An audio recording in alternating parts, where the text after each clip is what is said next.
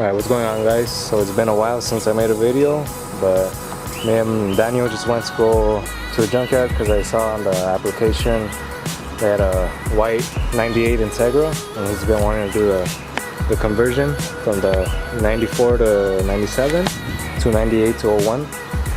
We went, checked that out, and then this is it right here.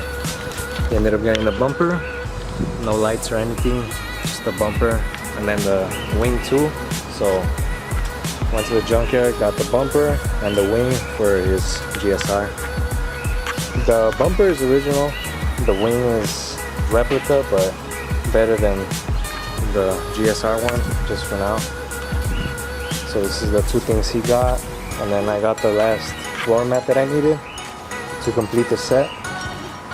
You could tell this is the passenger. That's the one I needed. It's really dirty right now. I have these, I cleaned these up quite a bit. This one used to look like this before, so now I'm gonna have to clean that one up again so they could all be good. But now I have the complete set too. So now we're just cleaning these off right now. We're just gonna install the wing for today.